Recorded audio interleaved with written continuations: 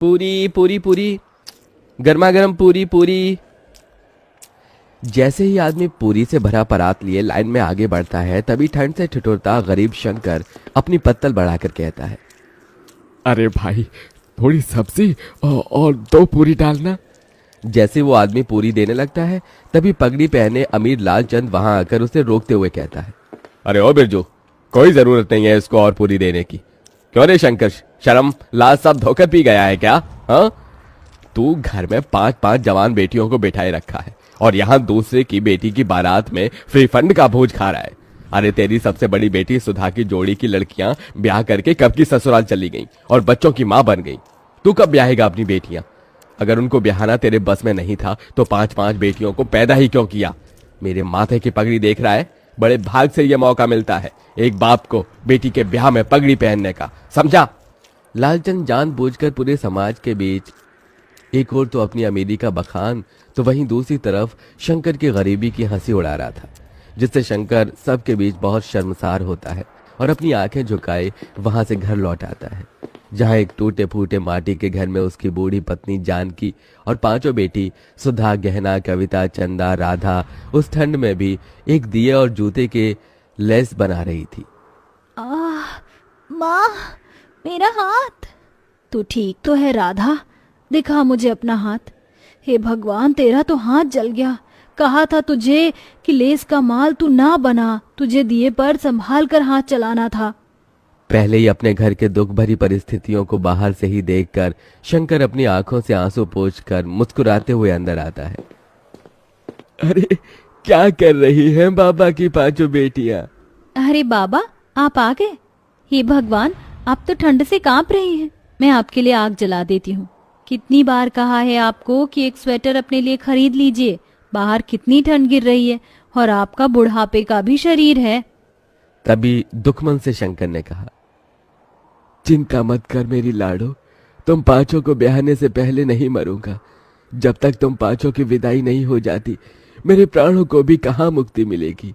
एक बार तुम 5 की विदाई कर दूं, फिर चाहे मेरी मिट्टी उठ जाए। ये सुनकर गरीब शंकर की 5 बेटियों की आंखों आंसुओं से भर जाती हैं। भगवान के लिए फिर कभी अपने मुंह से ऐसी बात मत निकालना बाबूजी। आपके सिवा माँ और हम 5 का इस दुनिया में है ही कौन? तभी जानकी खाना परोसती है और शंकर अपने हाथों से अपनी 5 बेटियों को खिलाता है। शंकर के पास धन दौलत नहीं थी, मगर वो दिलदार आदमी था। शंकर को हमेशा अपनी 5 बेटियों की शादी और उनकी विदाई की ही चिंता लगी रहती, क्योंकि कोई भी उसे रिश्ता नहीं जोड़ना चाहता था। और कई दफा रिश्ते वाले देखने भी आते तो उसका गरीब घर द्वार देखकर चौखट से ही लौट जाते। ऐसे ही दिन बीतते हैं और शंकर का दूर का रिश्तेदार उसे एक रिश्ता बताता है। जानकी, कल सुधा चंदा को लड़के वाले देखने आ रहे हैं, उन्हें तैयार कर देना। मेरे एक मित्र हैं, उन्होंने ही ये रिश्ता बताया है। ईश्वर करे कि बात बन जाए तो इन दोनों के हाथ जल्दी पीले कर दूंगा। धीरे धीरे करके ही तो अपनी बेटियों का भार उतार पाऊंगा।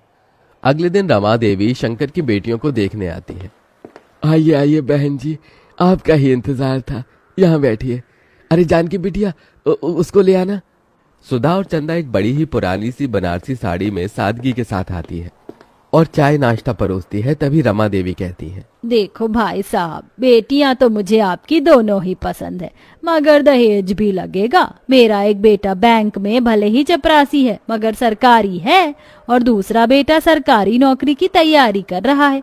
दोनों का ज्यादा नहीं तो 10 लाख दे दीजिए। दहेज की बड़ी रकम सुनकर गरीब शंकर चिंता में आ जाता है। माफ कीजिएगा बहन जी, मैं इतना तो नहीं दे पाऊंगा। एक बेटी होती तो जोड़ जाड़ कर कहीं से भी पैसे भी दे देता, मगर मेरी 2 बेटियों के बाद 3 बेटी और हैं ब्याहने को। मगर ये इस गरीब पिता की जुबान है, मुझसे जितना बन पड़ेगा मैं दूंगा। मैं दोनों के लिए 5 लाख तक दहेज दे दूंगा, और फिर बारात का खर्चा भी तो देखना है।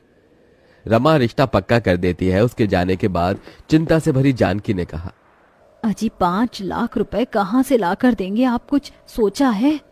अरे खेत बेच दूंगा जानकी, 4-5 लाख रुपए तो मिल जाएंगे। कम से कम मेरी 2 बेटियों की विदाई तो हो जाएगी। लेकिन बाबा, खेत बेच दोगे तो खेती कहाँ करोगे? मजदूरी कर लूंगा। वैसे भी गरीब लोग लेबर माटी में लगे हुए हैं, बस तुम पांचों अपने घर द्वार चली जाओ। बेटी की विदाई के लिए मजबूर होकर शंकर अपना खेत बेच देता है, जिसके बदले उसे केवल 2 लाख ही मिलते हैं।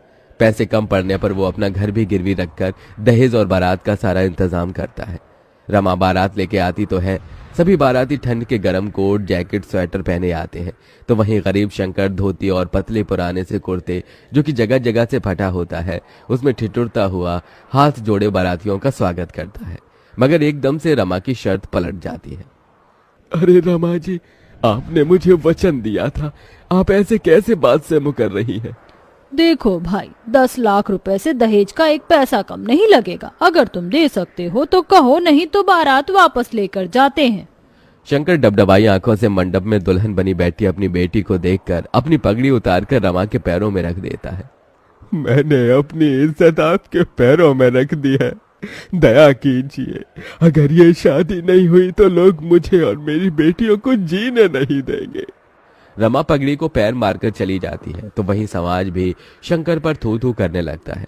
तो वहीं कुछ दिन बाद कर्जदार भी उसका घर तक छीन लेते हैं और अब शंकर अपनी पत्नी और 5 बेटियों के साथ ठंड में सड़कों पर भटकने लगता है और सब एक कचरेदान के पास आकर पाइपलाइन में रहने लगते हैं। अगले दिन शंकर ठंड में भी काम ढूंढने निकल पड़ता है। बाबूजी, आप कहाँ जा रहे हैं? काम ढूंढने जा रहा हूँ। मगर बाबा, बाहर इतनी ठंड गिर रही है। अगर ठंड देखूंगा तो जीवन भर भी इस गरीबी में तुम 5 की विदाई नहीं कर सकूंगा। पिताजी, अब हम 5 भी आपके साथ मेहनत करेंगे। जब इस भयंकर ठंड में बूढ़े होकर आप काम करेंगे तो हम जवान होकर क्यों नहीं? थोड़ी दूर जाने के बाद शंकर को सड़क बनाने में काम मिलता है, जहां मजदूरों की जरूरत होती है। अब शंकर और उसकी बेटी कड़कड़ाती ठंड में मेहनत करने लगती है। तभी एक दिन ठंड से सड़क पर बहुत कुहासा छाया होता है, जिससे एक महंगी गाड़ी आगे आकर खंबे से टकरा जाती है। 5 बहनें आकर गाड़ी में से एक औरत को निकालती हैं। दीदी, इन माजी के सर से तो खून बह रहा है, इन्हें पट्टी बांधनी होगी। चंदा, चल इन्हें घर ले चलते हैं। शंकर का परिवार अंजना की बहुत देखभाल करता है। वहीं बातों बातों में शंकर अपना दुख उससे बांटता है और फिर, भाई साहब, भगवान ने आपकी 5 बेटियों को मेरे बेटों के लिए ही बनाया है। मैं इन्हें अपने घर की बहू बनाना चाहती हूँ। यह सुनकर शंकर की आंखों से खुशी के आंसू छलक पड़े। बहन जी, मैंने कभी सपने में भी नहीं सोचा था कि मेरी 5 बेटियों का रिश्ता इतने बड़े घर द्वार में लगेगा। बहुत ही ऊंचा भाग्य है तुम्हारा मेरी बच्चियों, जो अंजना जी ने तुम 5 को पसंद किया है। मगर मुझ गरीब के पास देने को दहेज नहीं बहन जी। मेरी 5 बेटियां ही मेरे जीवन भर की पूंजी है। भाई साहब, आप बस अपनी बेटियों को एक जोड़े में विदा कर दीजिए, मुझे और कुछ नहीं चाहिए। थोड़े ही दिन बाद शंकर अपनी बेटियों की विदाई की तैयारी में लग जाता है। वो कड़ाके की ठंड में कांपता ठिठुरता कचरेदान को साफ करके वहां मड़वा बनाता है और खाने पीने शुद्ध बोध बिसार कर खुद को मेहनत में झोंक देता है और 2 पैसे ज्यादा कमाने के लिए गीली रेत बालू उठाकर मिले पैसे से 5 की शादी का जोड़ा खरीद कर लाता है। शादी का दिन आ जाता है। बड़े धूमधाम से अंजना बारात लेकर आती है। आंखों में आंसू भरकर शंकर कहता है, देखो जानकी, हमारी 5 बेटियों की बारात आई है, आज उनकी विदाई है। आपने अपने पिता होने का फर्ज पूरा किया जी। इसके बाद जानकी और शंकर उन 5 का कन्यादान कर देते हैं और विदाई का पल आ जाता है। तभी, ये लो मेरी बच्चियों, ये चावल पीछे को फेंक कर आगे बढ़ो। एक एक पैर बढ़ाती हुई 5 चावल पीछे जानकी की झोली में गिराती हैं और फिर अपने पिता के गले लगकर फूट फूट कर रोती हैं। बाबूजी, आपने हम 5 की विदाई के लिए बड़ा तप किया है। देखिए, आज हम विदा हो रही हैं। अपना ख्याल रखिएगा। तुम भी अपना ध्यान रखना मेरी बच्चियों, सदा खुश रहना। इसी के साथ गरीब शंकर अपनी 5 बेटियों को विदा कर देता है।